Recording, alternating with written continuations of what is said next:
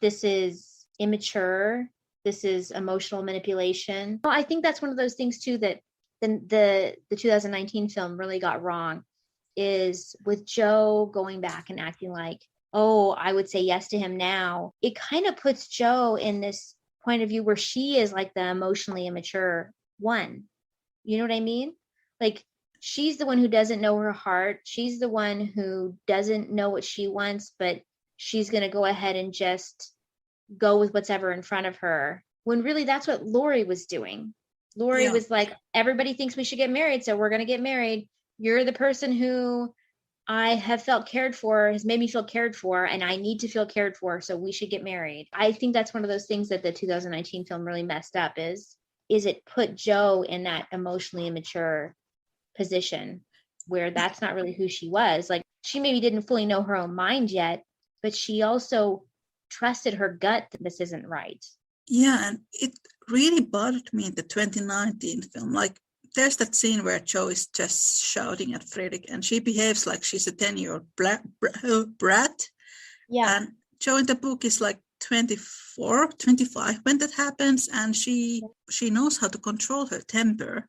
Yes. So it, like, throughout the whole film, Jo felt really immature and childish. Then I was thinking this moment here. I agree with Mother that you and I are not suited to each other because our quick tempers and strong wills would probably make us very miserable.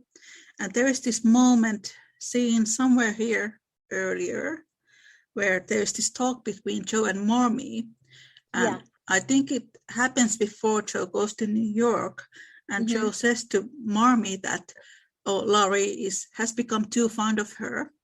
And then Jo and Marmee talk about her temper, and Marmee says that they are not suited because they are too similar in their tempers. And then Marmee says that Jo's father helped her to control her temper, and marriage requires endless amount of patience. And then in 2019 film, I talked about this with an Alcott schooler, Susan Bailey. She was really disappointed with that scene because this whole part of Jo's father helping Marmee to cope with her temper was not there. Yes. And this whole part of Marmee saying that Jo and Laurie aren't suitable because of their temper was not there. And then Marmee kind of encourages Jo to be as angry as she wants. Yes, and I think that it really misses the mark too on, I think every book has its own value system, right? And a big part of the value system of Little Women, I mean, the second half of the book is called Good Wives, originally separated. A big part of the value system of the book is the idea that when you find the right person, you make each other better and you are a team.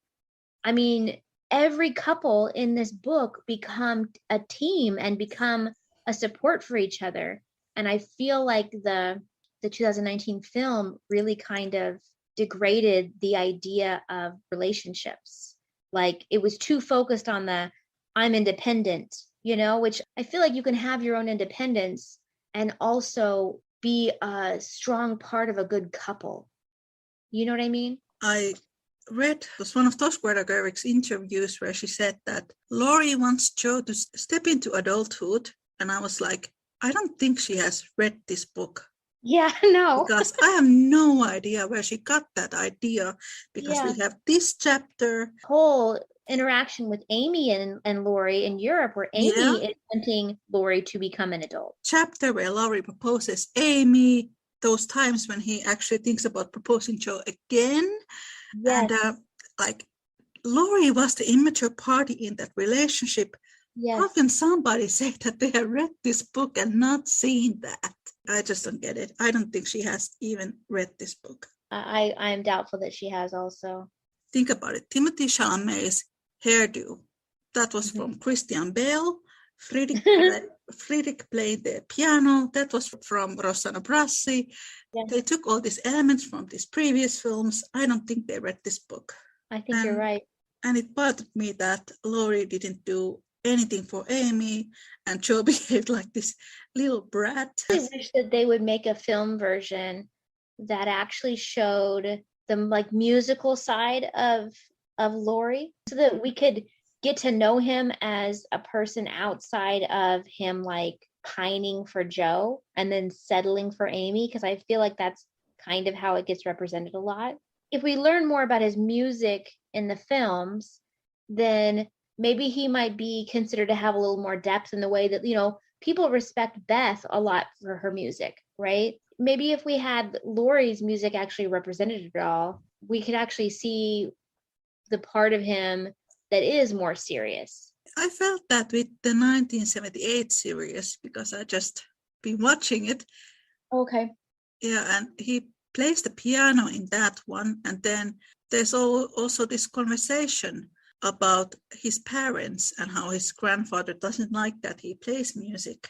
I don't remember that. I watched that one, I think, like 2 years ago. Yeah. And I guess that the big things that stuck out to me was how Susan Day was way too pretty for the part.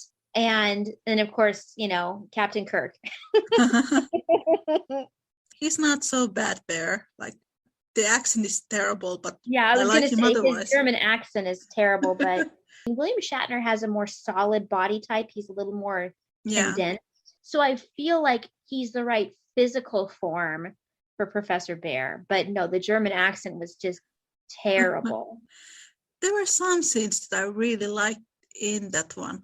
Like there's a part where he actually is looking for a job outside New York so he can go and make some money and buy a house for Jo. I like that. And then there's a part where Miss Kirk comes and like, look, Professor, Mrs. March has published the story. And then he's like, my Jo, like he mumbles, my Jo. I love how each version, you know, depending on when it was, you can see the decade it was made in. And I feel like the closest one to escaping that is the 1994 version, because 78 one, it's such a 70s version, you know? Yeah, those trousers. Yes. And I'm like, have you ever seen, there was a miniseries called North and South. It was based on the John Jakes novels. I know that one, but I haven't seen it. Well, I mean, I think that it's a fantastic miniseries, but it was made in the 80s. And again, it's also a Civil War era thing. But the costumes, there is so much shiny polyester in it. It's a very engaging miniseries, but it's a time capsule. It's an 80s time capsule. And that's what it's like watching that 1978 Little Women. Also, this is a 1970s Hey Little Women. That's also how I feel about this 2019 Little Women.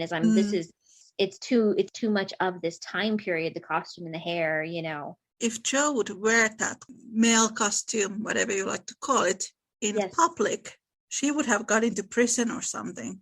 At the very least, her family would have been completely ostracized. Even the Lawrences would have broken ties with her. That would have been considered very inappropriate.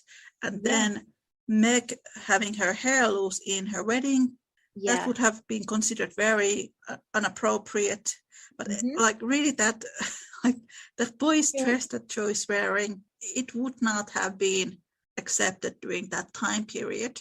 And you know, like in that time period, when you were considered becoming a woman, you weren't allowed to wear your hair down anymore. So really, they're not going to be wearing their hair down from the time period where they would be considered coming out. Talking like 15-year-olds and 16-year-olds are not going to wear their hair down. The fact that Meg had her hair down for her wedding, it's like, oh, isn't that lovely? That's what they're doing nowadays. But that's not what they're doing in the 1860s. I didn't find the 2019 Jo to be like Jo in the book, because you have her in this male costume, but then she's also incredibly feminine because she doesn't have that long, clunky body type, and she's not clumsy because there are no hoop skirts and there are no corset. Her movements are a lot more smoother than, for example, Katharine Hepburn in the 1933 film. But then, like Jo in the book, she is almost like an elephant in a porcelain store. Yeah. Because she's so clumsy, and then the clothes, there's so much of it, it makes her even more clumsier. Yes. Because, I mean, they wouldn't have necessarily been wearing their hoop skirts at home when they're just in their house. You know, they would have been wearing them when they went to the parties and they went to those things. So it would make sense why she would be twice as awkward when she goes to a party, because she's just going around the house, why is she going to wear hoop skirts? You know, one of my favorite scenes from that 1933 version was when Jo goes over to see Laurie and they start jousting with the fireplace stuff. And I thought this is such a good representation of really the relationship dynamics of these two, of what the book is showing you, because she's looking at him as the playmate she's always wanted, because he's a boy and her sisters aren't as good at that kind of play. Thank you so much for listening. A link to the full episode, I Hurt Myself If You Say No, Red Flags in Laurie's Proposal, is in the description. Take care and make good choices. Bye.